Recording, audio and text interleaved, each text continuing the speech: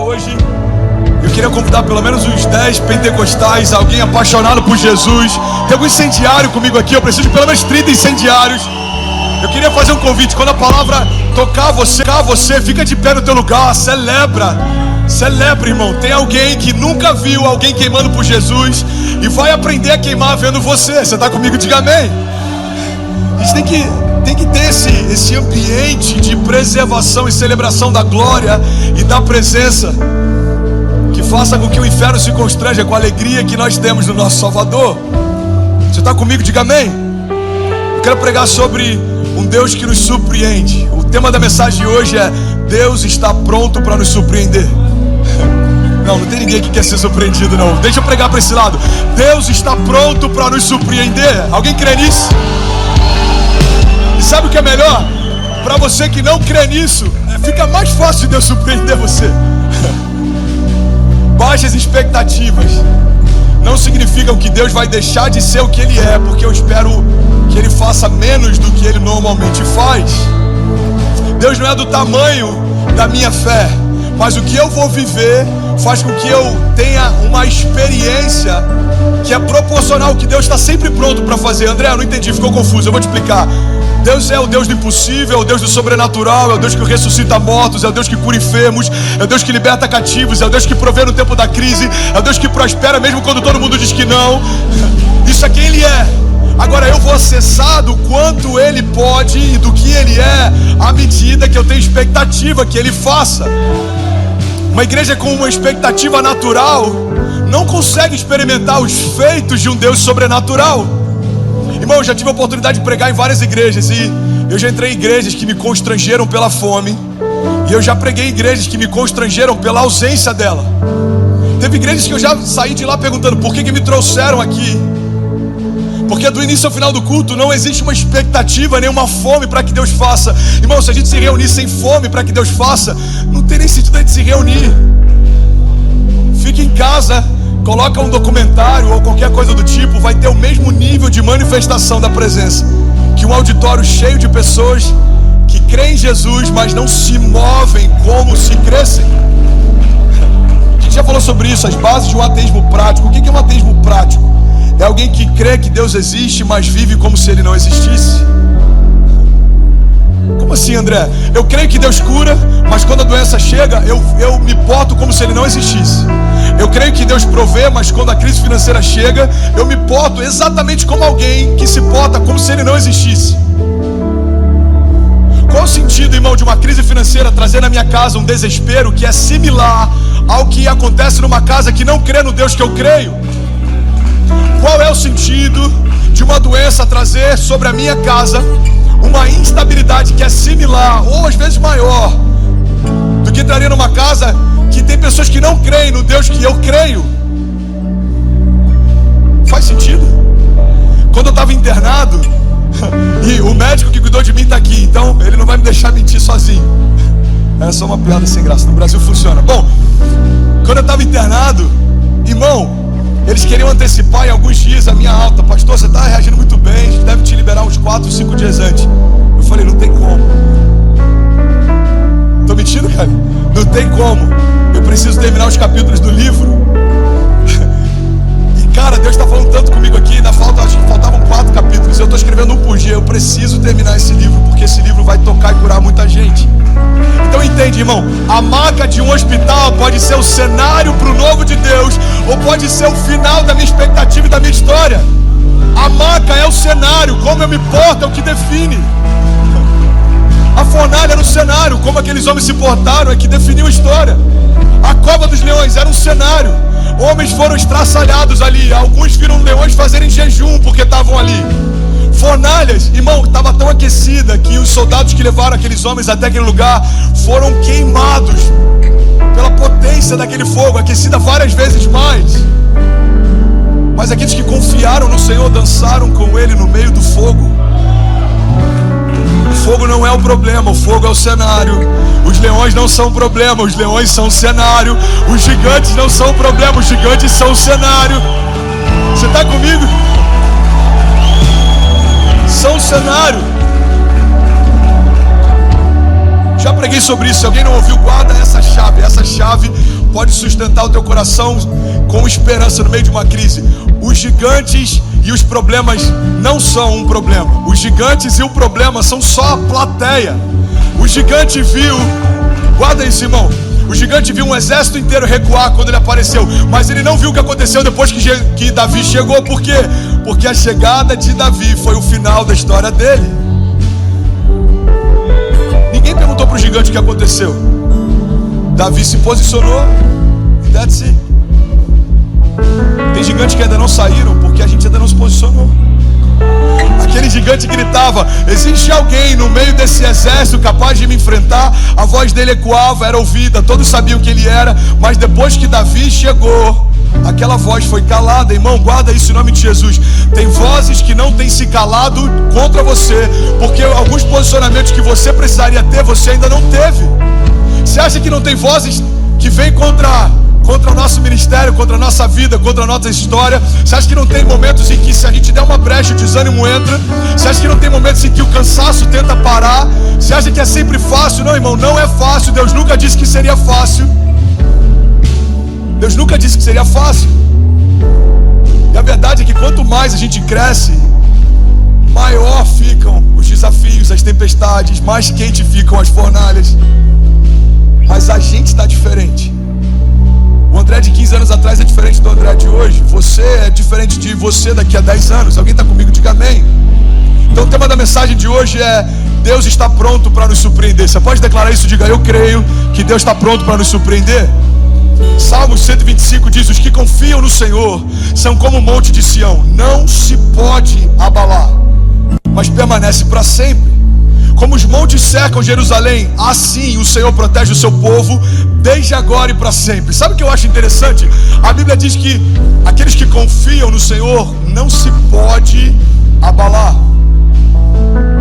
Guarda isso, irmão. Você está comigo? Aqueles que confiam no Senhor são como os montes de Sião, que não se pode abalar. Mas não significa que o inferno não tente abalar. O fato de Deus não poder parar, do inferno não poder parar você, não significa que ele não tente. E tem muita gente confundindo a tentativa do inferno como se fosse uma ausência do cuidado de Deus. Pega isso, irmão. Deus se esqueceu de mim. Por quê? Porque eu estou vivendo uma crise. Irmão, não confunda a tentativa do inferno de te parar com a ausência do cuidado de Deus em proteger você. Deus nunca disse que o inferno não vai tentar te parar. Ele disse que o inferno não vai poder te vencer. É completamente diferente. É completamente diferente. O inferno tentou parar Jesus, mas Deus trouxe ele da morte. O inferno tentou parar Davi, mas Deus fez com que ele vencesse o gigante. O inferno tentou parar os apóstolos, mas até aqueles que foram decapitados, irmão, ainda hoje falam e estão na eternidade com Deus. Então entenda, o final de uma história natural não significa o final de uma história com Deus. Primeiro mártir da fé, existia uma glória sobre o rosto dele, a face dele resplandecia, porque a glória de Deus estava sobre ele. Aquelas pedras finalizaram uma história natural, mas a glória de Deus sustenta ele na eternidade até hoje. A Bíblia diz, irmão, que se a nossa expectativa em Deus é só para esses dias, de todos os homens nós somos os mais dignos de compaixão. A gente quer usar a fé como um amuleto para prosperar. Quantas igrejas que só pregam sobre um Deus de transbordo financeiro? Pastor, mas ele não é um Deus de transbordo financeiro? É, mas não acessa só isso do caráter dele. Ele é um Deus pleno. Tem igrejas que só falam de milagres de cura. Algumas delas você já deve ter visto em algum canal de televisão. Você passa, é só cura. O problema é que quando eu conheço Deus como um Deus que cura, mas não me apresenta um Deus como um Deus de relacionamento, eu começo a olhar para a igreja como uma farmácia, eu começo a olhar para o sangue de Jesus como um remédio, e eu só vou quando preciso. Deus não quer uma relação de uso com você, Deus quer um relacionamento com você. Eu tô doente, eu vou naquela igreja, lá tem cura. Eu tô falido, eu vou naquela outra igreja, lá eles têm uma campanha de empresários, tem muita gente que prosperou quando foi lá. Não coloque Deus numa caixinha. Ele é o Deus que cura, que restaura, que salva, que liberta, que prospera, que transforma, que nos guarda, que provê. E aqueles que confiam nele são como os montes de Sião. Romanos 5,5 diz: e a esperança não nos decepciona. Você pode declarar isso? Diga: a esperança não me decepciona. A minha fé não está firmada em homens nem em circunstâncias. Minha fé está firmada num Deus que é inabalável. Sabe uma coisa interessante? Eu queria compartilhar isso com você, que é um princípio fundamental da igreja, mas eu queria que você olhasse a partir dessa perspectiva. Quantos aqui creem que o diabo, ele é um derrotado? Levanta a mão, por favor. Acredito de verdade, ele é um derrotado. Amém. Irmão, o problema é que às vezes a gente está esperando que Jesus vença algumas coisas que a gente está enfrentando, quando na verdade a gente só precisava trazer a memória que Jesus já venceu até aquilo que a gente ainda vai enfrentar. Então pega isso. Quando eu estou com medo é porque existe uma dúvida: será que eu vou passar por essa situação? Será que eu vou conseguir vencer essa crise? Será que eu vou conseguir passar por isso? Irmão, toda dúvida é porque você ainda não sabe qual é o final da história.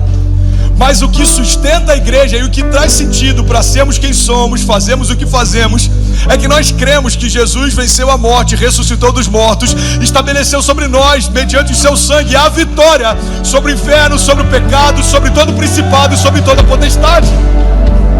Então guarda isso, irmão. Uma dinâmica de fé que torna a nossa jornada mais constante é parar de se questionar se Deus vai vencer o que está se levantando, e é se lembrar que Deus já venceu até aquilo que ainda vai se levantar. Ele já venceu. A Bíblia diz que colocou sobre aquela cruz o escrito de dívida e fez de todo o inferno, principado e potestades, um espetáculo público, triunfando sobre eles na cruz. A vitória já aconteceu, irmão. A vitória já aconteceu. Ei, olha para mim. A vitória já aconteceu. O problema é que teologicamente a gente sabe, mas na prática às vezes a gente não acessa essa segurança. Faz isso essa semana. Pastor, o meu negócio está quase falindo, irmão. O inferno já foi derrotado. Pastor, mas o que você me diz em relação a alguém que estava doente e não foi curado e faleceu? O Senhor recolheu para si. O que isso mudou no fato de Deus ser um Deus que cura e que ressuscita mortos? Ele continua também sendo Deus soberano, e a vontade dele, por mais que a gente não conheça, não entenda e não consiga discernir, ele continua sabendo o que é melhor para mim e para você. Os caminhos dele são mais altos que os meus, os pensamentos dele são melhores que os meus. Eu entendi isso, irmão. Pastor, eu conheço pessoas que oraram. A gente perdeu um príncipe, cara, de Deus algumas semanas atrás, pastor Drummond Lacerda, um dos mestres que mais me ensinou sobre a palavra da fé. Oramos, confiamos, declaramos. Ele não foi curado. Deus não deixou de ser um Deus que cura porque o Drummond não foi curado. Existe algo na soberania de Deus, irmão, que a gente ainda não consegue acessar, mas na glória entenderemos. Jó está questionando a Deus por que algumas coisas estão acontecendo, e Deus tem um diálogo com Jó que eu acho incrível. Ele fala: Jó, eu até vou te responder algumas dessas suas perguntas, se antes você me responder algumas minhas. Isso é para quem acha que Deus não tem senso de humor. Fico imaginando Deus chamando: eu só estou aqui parafraseando, só estou aqui conjecturando. Isso não aconteceu, ok? Só daqui a pouco tem algum teólogo chato de YouTube que só cresce através de polêmica, falando: André Fernandes cria versículos da Bíblia. Imagina ele chamando lá os anjos, falando assim: aqui, vem cá, vamos ver como é que o Jó vai se safar dessa. Ô Jó, você tá aí? Tô, senhor. Não tô entendendo nada. Tudo bem, meu filho, eu vou te explicar. Só tem uma condição: me responde agora algumas coisas. Tá bom, senhor, pode perguntar. De todas as perguntas que Deus fez para o Jó, mais do que 70% delas a ciência não conseguiu responder até hoje. Ele começa a falar sobre a criação, sobre tudo que ele estabeleceu, e uma das perguntas é tão poderosa. Ele fala: Jó, aonde você estava quando eu estabeleci os fundamentos da terra? Aonde você estava quando eu estabeleci os luminares? Basicamente, no português claro, Deus está falando: Jó, se você não sabe de nada que eu fiz até aqui, não pergunta nem questiona o que eu estou fazendo a partir daqui. Eu sei o que eu estou fazendo. Irmão, a gente precisa deixar Deus ser Deus. Ele sabe o que está fazendo. O desconfia que Ele sabe o que está fazendo quando o que Ele está fazendo combina com o que a gente queria que Ele fizesse. Mas a gente questiona quando o que Ele faz não parece com o que a gente queria que Ele fizesse. Isso não é concordância, irmão. Olha para mim, eu quero pregar nessa manhã. Isso é conveniência. Concordância é quando eu concordo que a vontade dele é boa, perfeita e agradável, mesmo que eu não entenda. Conveniência é quando eu concordo que a vontade dele é boa, perfeita e agradável, desde que o que ele faz seja o que eu queria que ele fizesse. Deus, nós sabemos que o Senhor é soberano e sabe o que faz. Nós nos arrependemos, Pai, por todas as vezes que a gente questionou a Tua vontade ou encarou o Seu não como se fosse falta de cuidado. Nós celebramos cada porta que o Senhor fechou, Pai, não era para a gente entrar. Nós celebramos cada livramento que o Senhor nos deu. Nós celebramos cada aliança que o Senhor desfez. Nós celebramos cada não que o Senhor nos deu. Pai, o Senhor é um Pai bondoso que sabe o que faz. O Senhor é bom e a Sua misericórdia dura para sempre. Para sempre, para sempre, para sempre. Amém. O diabo é um derrotado. Deixa eu voltar nesse conceito. Então, uma chave para ter uma fé inabalável é, ao invés de ficar preocupado com qual vai ser o resultado da próxima luta, é sempre trazer à memória o resultado da última. Irmão, guarda isso. A sua segurança na jornada não está ligada à tua performance atual, está ligada à performance final de Jesus. Não é o que você faz hoje, é o que Ele fez há 2000 anos atrás. Por que eu creio que a minha família vai ser próspera e a gente não vai sucumbir? Por que eu creio que a graça de Deus não pode ser retirada? Por que eu creio, irmão, que quando eu pregar, palavras vão ser como flechas e pessoas vão ser tocadas? Não é pela minha performance do dia, nem pelo sermão da semana, é pela vitória da cruz. Deus me fez nele justiça de Deus. Aquele que não cometeu pecado se fez pecado por nós, para que nós fôssemos feitos justiça de Deus. Então eu trago à minha memória a vitória que aconteceu no passado, porque ela é a minha garantia da vitória que Deus continua estabelecendo no meu presente, e ela é a minha segurança de que Deus continua sendo vitorioso no meu futuro. Irmão, se Deus é por nós, quem será contra nós?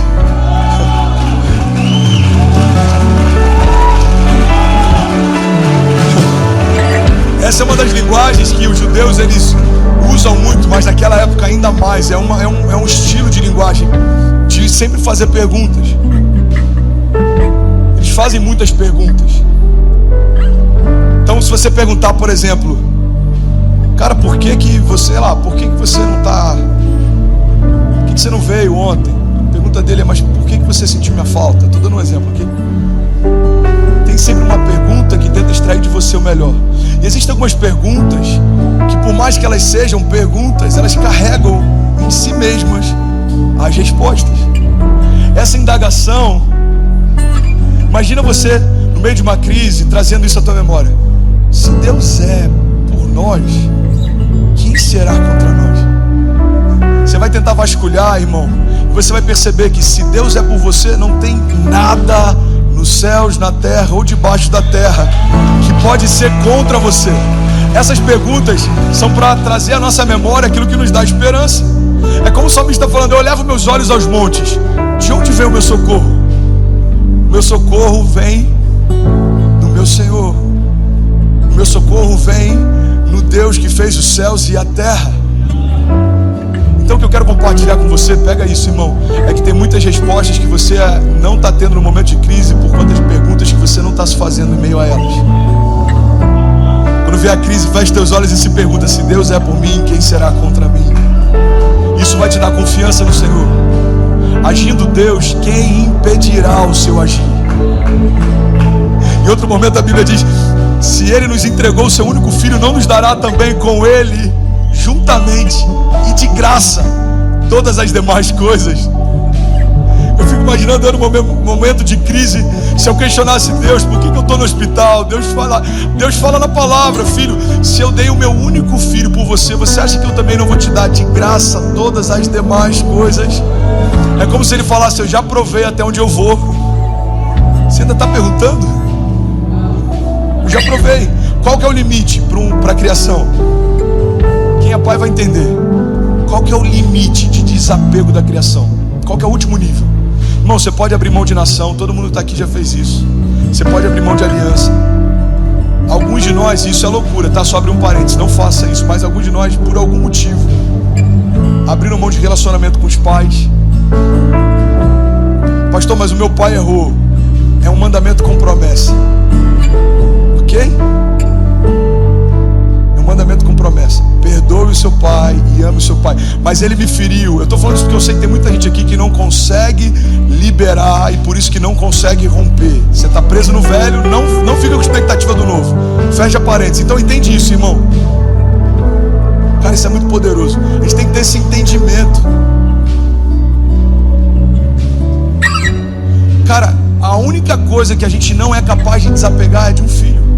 Você troca de nação, de aliança, você pode até ficar de mal com seus pais, você abre mão de patrimônio, mas é impossível a gente abrir mão de um filho.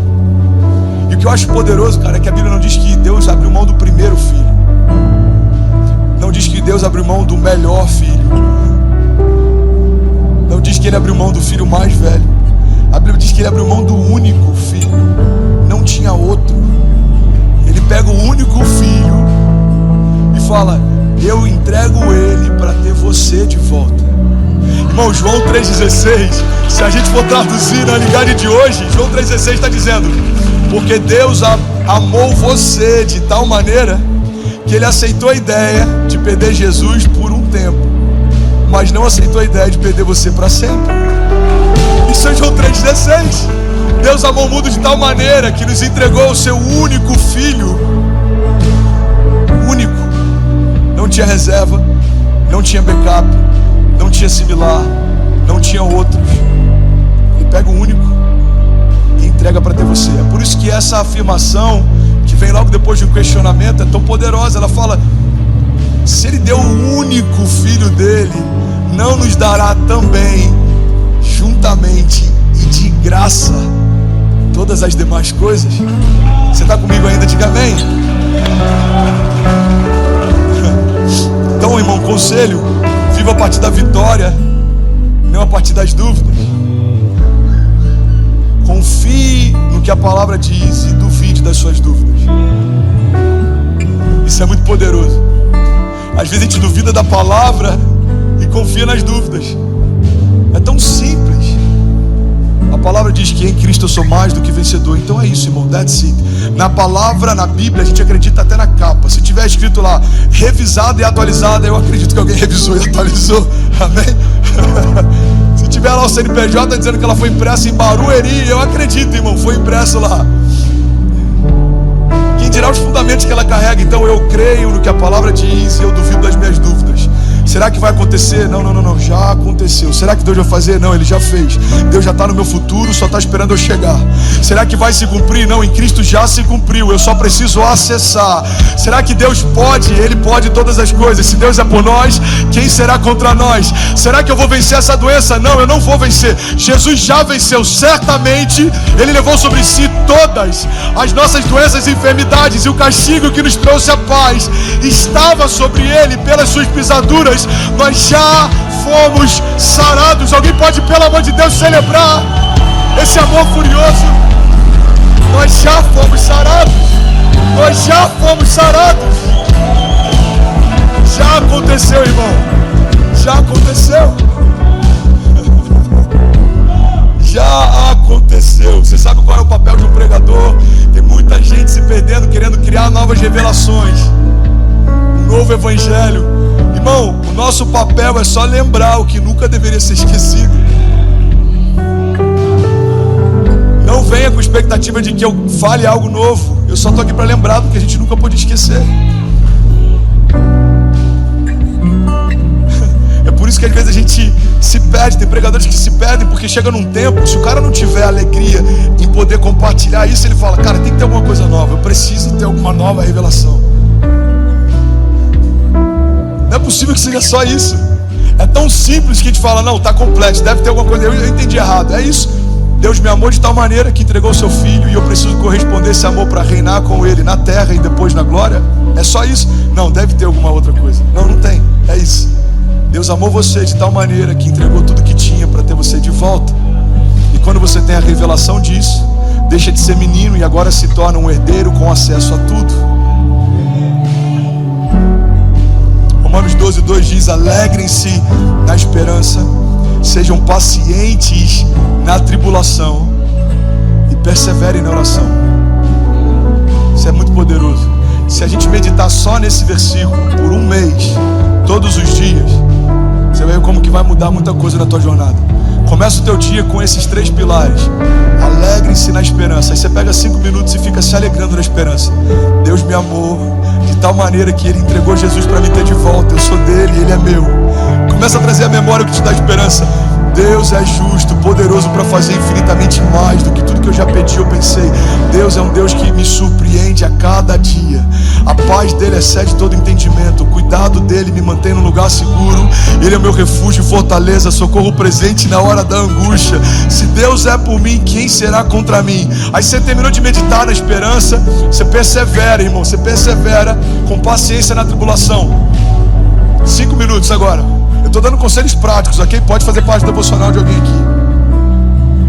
Paciente na tribulação. Pai, esse não é o final da minha história. Eu não vou colocar um ponto final se o Senhor ainda está escrevendo. Eu creio que tem capítulos que eu ainda não vi, tem milagres que eu ainda não vivi, tem cenas que eu ainda não experimentei. Pai, eu creio e eu entendi. A minha história não é uma foto, a minha história é um filme. Minha crise não define quem eu sou, o meu momento não define quem eu sou.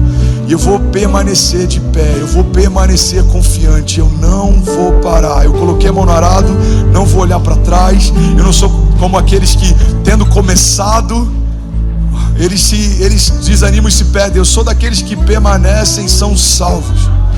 Aí depois disso você começa a perseverar em oração. Libera a palavra sobre o seu dia. Eu declaro o nome de Jesus, uma janela de milagres se abrindo sobre a minha casa. Eu declaro o nome de Jesus, o novo de Deus desenhando a minha história. Eu declaro o nome de Jesus, os meus inimigos se confundirão, virão por um caminho, por 7 fugirão. Eles se degladiarão. Eu vou estar no campo de batalha, mas nem vou precisar tirar minha espada. O Senhor é quem luta minhas guerras. Não vai ser fácil, mas eu sei o final da história. Vai terminar tudo bem. O sangue de Jesus já me lavou, o sangue de Jesus já me purificou, o sangue de Jesus já me justificou. Eu posso todas as coisas naquele que me fortalece.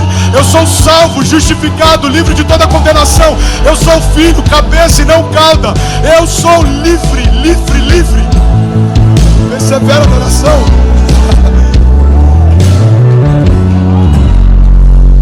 Isaías 64. Eu falei que eu queria pregar hoje sobre esperança, irmão. Alguém está recebendo algo nessa manhã? Isaías 64. Ainda bem que eu vim, Jesus.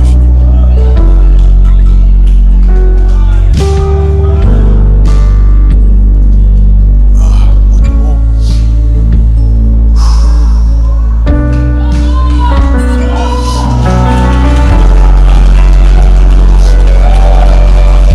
Isaías 64:4 diz assim: desde os tempos antigos ninguém ouviu, nenhum ouvido percebeu, e olho nenhum viu outro Deus além de ti, Senhor, que trabalha para aqueles que nele confiam.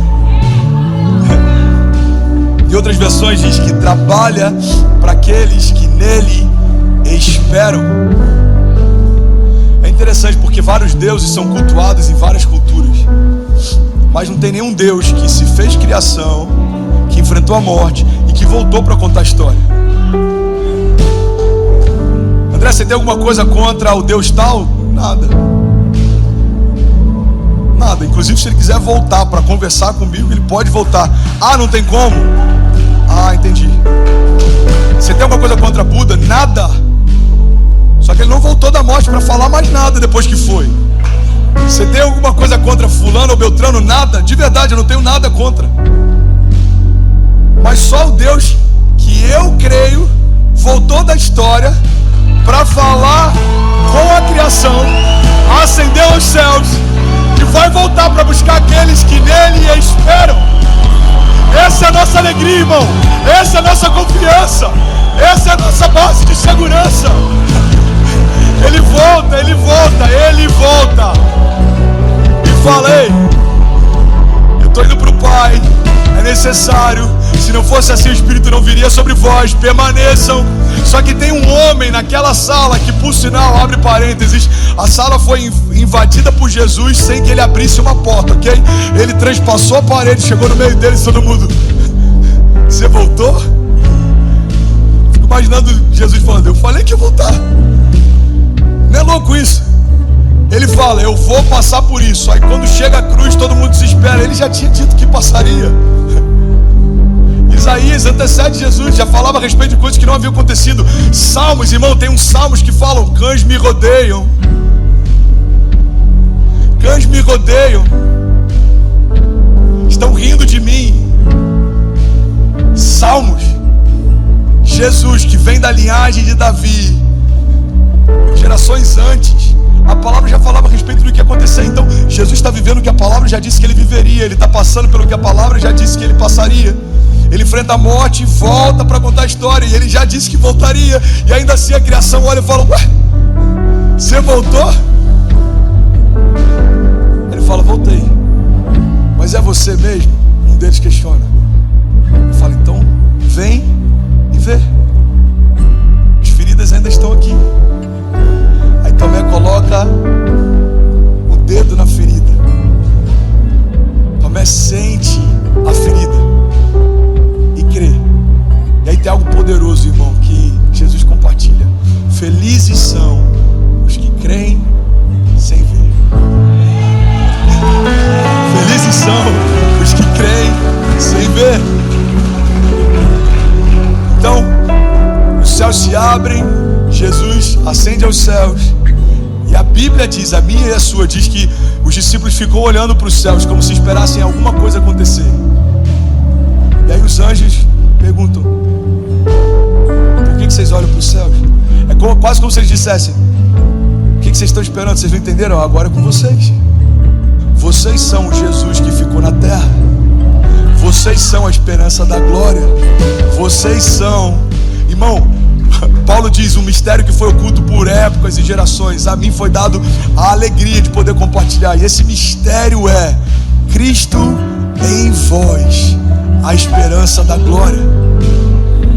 Feche teus olhos, recebe isso, irmão. Cristo em nós, a esperança da glória.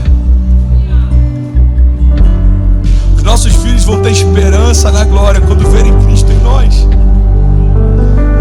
Nossa família, aqueles que questionam o fato da gente ser crente, como se ser crente ou evangélico fosse algum aferidor de valor, irmão. Não é porque a gente é evangélico ou crente, não é porque você é da Lagoinha ou ovelha do pastor André. Tudo isso é tão pequeno se comparado ao que de fato está acontecendo. A nossa família vai olhar pra gente e vai ver Cristo em nós. Isso vai se tornar a esperança da glória para eles. Toda a criação aguarda ansiosamente a manifestação dos filhos. Cristo em nós, a esperança da glória. Cristo em nós, a esperança da glória. Cristo em nós, a esperança da glória. Passeando pelas ruas de Miami, passeando pelas ruas do Brasil, passeando pelas nações. Cristo dos nossos filhos, a esperança da glória. Mudando a atmosfera quando eles chegarem. Lugares serão diferentes quando os nossos filhos chegarem lá. Salas de aula sendo cheias da glória de Deus. Por quê? Porque alguém que carrega a glória chegou naquele lugar. Mesmo que eles não tenham consciência teológica de tudo que carregam, existe um Espírito derramado sobre nós. E os nossos filhos manifestarão essa presença onde passarem. Nossos filhos como um bom perfume. Nossa casa como um bom perfume. Nossa igreja como um bom perfume. Santo, agradável. Como a gente ministrou aqui durante o Flow Conference, Deus ele não ouve a adoração. Deus ele cheira a adoração. Nossa adoração sobe como um incenso suave e agradável.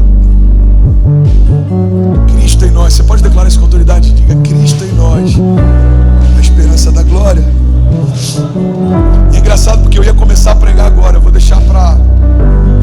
Não, eu juro, aqui, Deus está pronto para nos surpreender. Eu queria só estabelecer alguns fundamentos. Eu não sei se Talvez eu ministre isso à noite ou no próximo domingo, mas eu queria que a gente guardasse isso. Declara com autoridade. Diga: Deus está pronto para nos surpreender. Eu recebi uma palavra que mudou a minha vida para sempre. Uma das pessoas que mais me ativou no ministério profético, ele falou: André, nunca esquece disso. O Espírito Santo sempre está pronto. Isso é muito forte. O Espírito Santo sempre está pronto. Não entendi ainda, André. Eu vou te explicar. Ele não precisa de um aquecimento para ser quem é. Ele não precisa de um preparo para manifestar quem é. Ele está sempre pronto. Eu acho que tem uma música: se pedimos, Jesus virá. Não tem uma...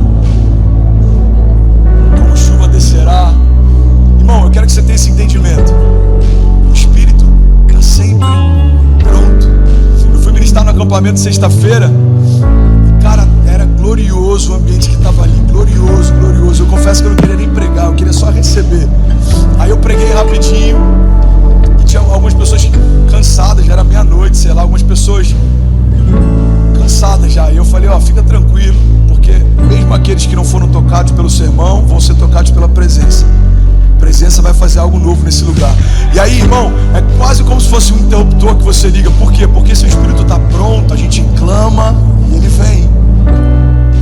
Ele está pronto. Clama a mim e responder-te-ei, e anunciar-te-ei coisas grandes e insondáveis que não sabes.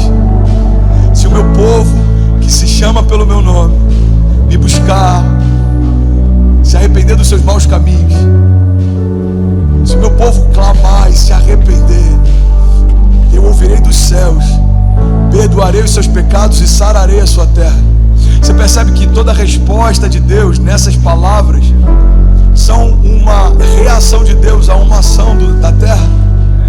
Clama e eu respondo. Se o meu povo fizer, é isso que eu farei. Tudo é possível ao que crê. Determinando tu um negócio, sedes firme e a luz de Deus brilhará sobre os teus caminhos. Está lá em Jó, se não me engano. Então a palavra está dizendo: você se posiciona e crê, e clama, e pede, e ora, e declara. O Espírito está sempre pronto para fazer. Você está comigo ainda? Então é isso que a gente vai fazer agora no final desse culto.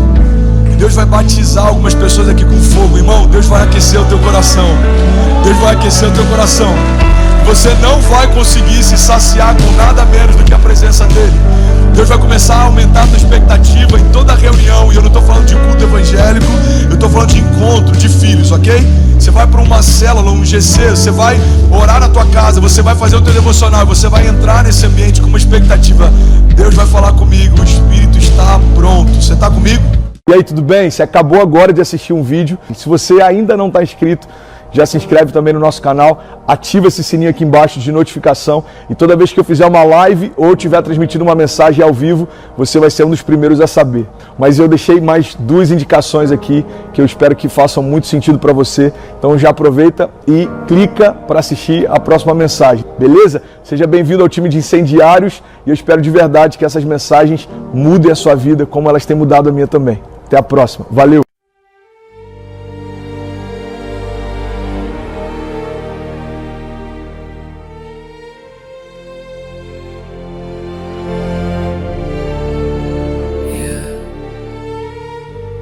Vértigo de seda, mi calma se queda. Tu piel me provoca, mi alma te toca, mi voz invoca, tu luz sofoca, la noche suspira. Mi mente conspira, tu sombra delira, mi calma se vira. Vértigo de seda, mi pecho en caída, tu culpa metida, mi fe rendida. Cada paso te nombra, mi alma en la sombra. Tu beso me asombra, mi calma se alfombra. El aire me atrapa, mi pecho se escapa, tu nombre me tapa, mi voz se desmapa, vértigo de seda, mi trama encendida, tu luz prendida.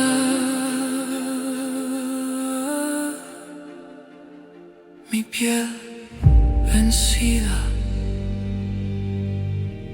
yeah. Vértigo de seda, mi alma completa.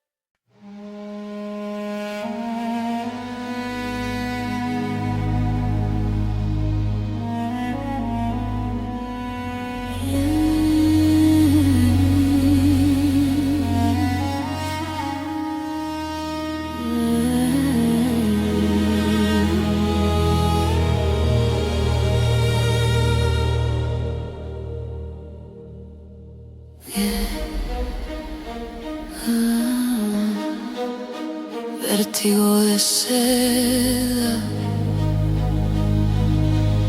mi calma se queda. Tu piel me provoca, mi alma te toca, mi voz invoca tu luz, sofoca. La noche suspira, mi mente conspira, tu sombra deliria, mi calma se vira, vértigo de seda, mi pecho en caída, tu culpa metida, mi fe rendida. Cada paso te nombra, mi alma en la sombra, tu beso me asombra, mi calma se alfombra, el aire me atrapa, mi pecho se escapa, tu nombre me tapa, mi voz se desmama.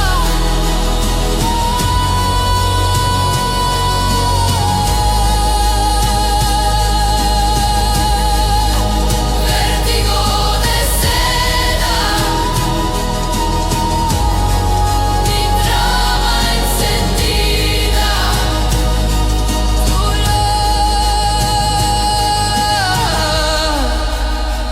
tu luz prendida, mi piel vencida, yeah. Vértigo de seda, mi alma completa.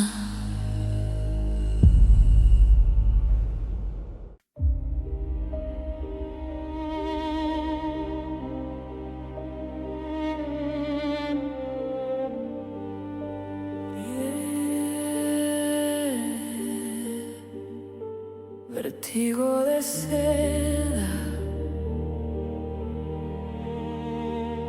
mi calma se queda,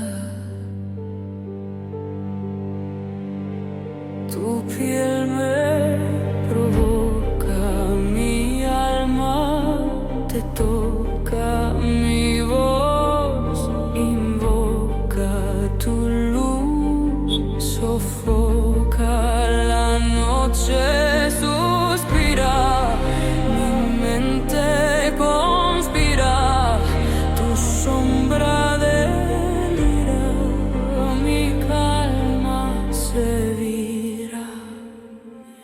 Vértigo de sed, mi pecho en caída, tu culpa metida, mi fe rendida, cada paso te nombra, mi alma en la sombra, tu beso me asombra, mi calma se alfombra, el aire me atrapa, mi pecho se escapa, tu nombre me tapa, mi voz se desmapa.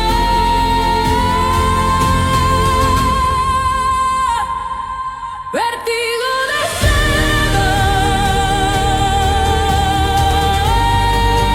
mi trama encendida,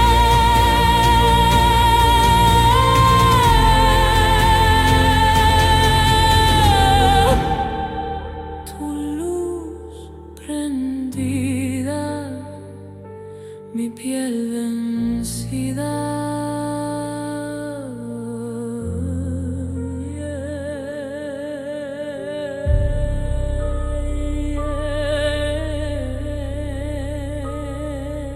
vértigo de seda, mi alma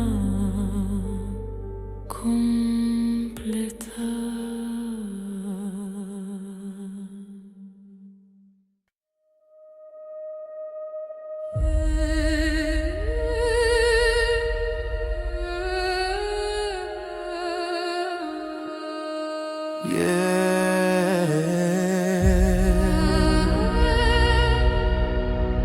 Vértigo de seda,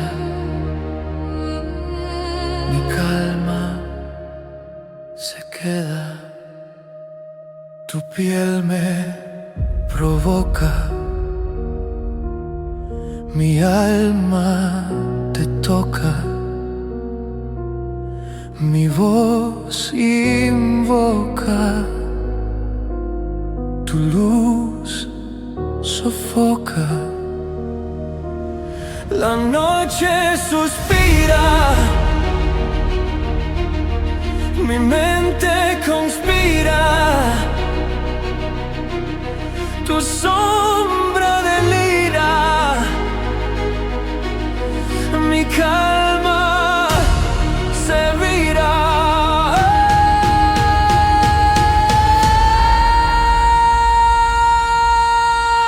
Vértigo de seda, mi pecho en caída, tu culpa metida, mi fe rendida. Cada paso te nombra, mi alma en la sombra, tu beso me asombra, mi calma se alfombra. El aire me atrapa, mi pecho se escapa, tu nombre me tapa, mi voz se desmapa. Vértigo de seda, mi trama encendida, tu luz prendida, mi piel vencida.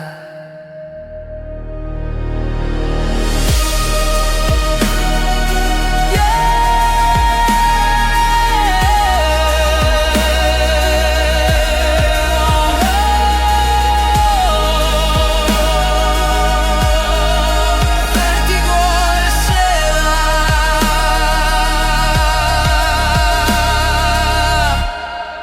mi alma completa.